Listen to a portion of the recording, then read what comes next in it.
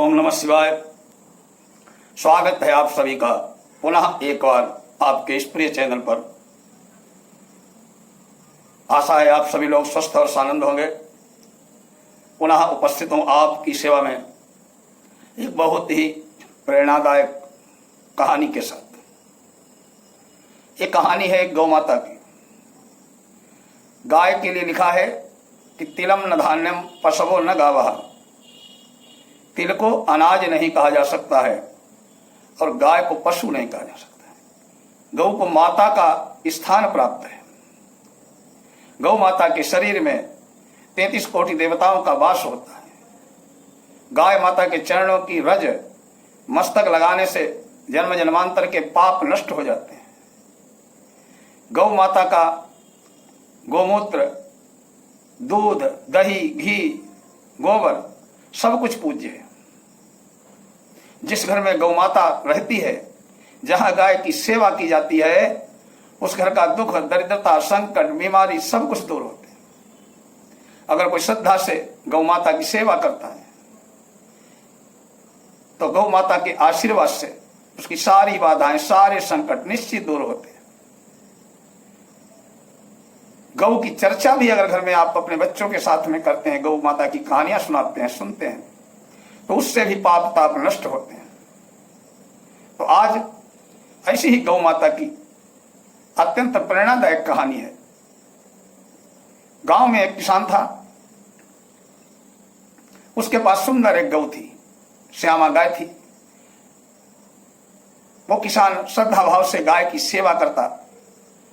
गौ माता भी अच्छा मीठा दूध देती।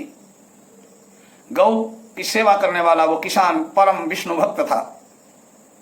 गौ माता जब बुजुर्ग हो गई तो शरीर तो सबका छूटता है। गौ माता का भी शरीर छूट गया और वो यमराज के पास गई। यमलोक में धर्मराज के पास भी सभी को जाना पड़ता है, चाहे पुण्यात्मा हो, चाहे धर्मात्मा हो, चाहे मनुष्य हो, चाहे पशु हो। ये शरीर छूटने के बाद यमलोक में तो हर किसी को जाना, हर जीव को जाना। इधर जो किसान था वो परम विष्णु भक्त था। भगवान नारायण ने उससे खुश होकर के एक दिन साक्षात दर्शन दिया। किसान भगवान नारायण के चरणों में गिर पड़ा और प्रणाम किया। भगवान बोले, बेटा वरदान मांग लो, मैं तुमसे प्रसन्न हूं। किसान चालाक था, बोला, हमें धन नहीं चाहिए, हमें कुछ भी संसार की कोई चीज नहीं चाहिए। प्रभु, मेरी एक आशा है कि संसार में लोग मानते ही नहीं कि ईश्वर नाम की कोई चीज है। कोई मानता ही नहीं कि ईश्वर नाम की कोई चीज है। आप हमको कोई ऐसा प्रमाण दे दीजिए जिससे मैं संसार में दिखा के कह सकूं कि देखो ये ईश्वर है, साक्षात भगवान ने मेरे को दिया है। भगवान ने कहा कि मैं क्या प्रमाण दूं तेरे को। बोला, एक कोरे कागज पर आप अपने हस्ताक्षर करके दे दीजिए। भक्त से वचन बंध नारायण ने एक कोरे कागज पर साइन करके, हस्ताक्षर करके उस किसान को दे दिए और नारायण अंतर ध्यान हो गए। भगवान जब अंतर ध्यान हो गए, किसान अपने घर आया और कागज सुरक्षित रख दिया। इधर गौ माता जब धर्मराज के दरबार में पहुंचती है तो धर्मराज ने पूछा कि हे गौ माता, मैंने तुम्हें बहुत ही पुण्यदायक एक गौ का शरीर दिया। तुमने जाकर किस पुण्यात्मा की सेवा की, क्या क्या पुण्य कर्म किए, कृपा करके मेरे को बताओ। गौ माता कहने लगी, महाराज धर्मराज जी, मैंने बहुत ही संसार में जन्म लेकर के बहुत से लोगों को अपना मीठा दूध दिया है, बहुतों की सेवा की है, और जिसके घर में मैं किसान के घर में रही वो बहुत धर्मात्मा था। उसने मेरी सेवा बहुत अच्छी तरीके से की। बदले में मैंने भी उसके बच्चों को बहुत अच्छा दूध दिया, घी दिया। लेकिन प्रभु, मेरी एक प्रार्थना है कि आप मेरे को दोबारा इस गौ का जन्म मत देना। धर्मराज बोले, ऐसा क्या संकट तुम्हारे ऊपर आ गया कि तुम दोबारा गौ का जन्म नहीं चाहती हो। गौ माता बोली, अगर मेरे को जन्म देना है प्रभु तो मनुष्य का दे देना, क्योंकि मनुष्य बहुत चालाक प्राणी है।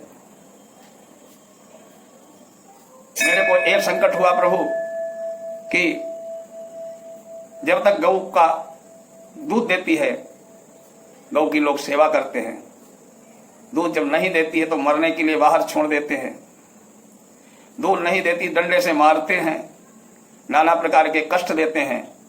ये मनुष्य इतना चालाक है, पर मनुष्य शरीर ऐसा है, मनुष्य ऐसा जीव है जिसमें इतनी बुद्धि होती है। वो अगर अपनी बुद्धि का सदुपयोग करे तो कुछ भी कर सकता है, हर असंभव काम को भी संभव कर सकता है। धर्मराज बोले ऐसा कैसे हो सकता है, हर असंभव काम को संभव कर दे। यमराज ने अपने दूतों से कहा कि जाकर के इसके गौ माता के जो किसान मालिक था उसको लेके आओ। यमराज के दूत गए, उन्होंने जाकर के उस किसान को कहा कि तुम्हें यमराज ने बुलाया है, तुम्हें चलना होगा। यमराज ने क्यों बुलाया है? किसान बोला कि तुम्हारी पाली हुई गाय ने कुछ तुम्हारे बारे में बताया है, उसके बारे में जानकारी करनी है। किसान ने कहा चलो चलते हैं, और भगवान के हस्ताक्षर किया हुआ वो कागज उठाया और उस पर कुछ लिख लिया, लपेट के जेब में डाल लिया, और सदैव वो किसान यमराज के दरबार में पहुंच गया। धर्मराज ने कहा कि आ गए, तो उसने जाते ही प्रणाम किया यमराज को, और वो कागज यमराज को पकड़ा दिया। कागज को खोल के जब पढ़ा तो तुरंत धर्मराज खड़े हो गए और कहने लगे कि लीजिए अपना आसन ग्रहण करो। उस किसान को बिठा दिया गद्दी पर। किसान धर्मराज बन गया, उसने धर्मराज को चौकीदार बना दिया। नरक में जितने प्राणी थे सबको छोड़ दिया गया, स्वर्ग में और सुविधाएं बढ़ा दी गई, आमूल चूल परिवर्तन उसकी मनुष्य ने कर दिया। ऐसा बहुत समय व्यतीत हो गया। एक दिन उधर से नारायण आए, उन्होंने वहां का बदला हुआ माहौल देखा। यमराज के दरबार में गए तो दूर से देखा कि तो कोई जाना पहचाना व्यक्ति बैठा है। पास जाके बैठे, जब देखा तो वो तो वही किसान है जिसको वो कागज दे के आए थे। भगवान ने कहा को देखते ही किसान चरणों में पड़ गया, बोला प्रभु क्षमा करना, मैं तो अपनी बुद्धि का निरीक्षण कर रहा था, मैं क्या कर सकता हूं। भगवान ने कहा कोई बात नहीं, उसे क्षमा कर दिया, तुमने काम तो गलत किया है, यमराज को कष्ट दिया, लेकिन तुम्हें मुक्त किया जाता है।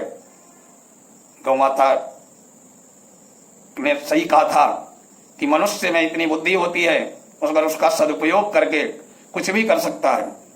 अगर बुद्धि को नारायण में लगाओगे तो नारायण मिल जाएंगे। भगवान अगर इसका प्रयोग करना, अच्छा करना या बुरा करना, ये मनुष्य के हाथ में है। भगवान ने तो इस इंसान को सब कुछ दिया है, बुद्धि दी है, विद्या दी है, ज्ञान दिया है। गौ माता की ये कहानी आशा है आपको पसंद आई होगी। फिर मिलेंगे किसी ऐसी ही पवित्र प्रेरणादायक कहानी के साथ। मनुष्य शरीर का पाया है तो उसका सदुपयोग करो, और मनुष्य शरीर का सदुपयोग यह है कि भगवान के चरणों में प्रीति लगाओ, प्रेम लगाओ। ओम नमः शिवाय।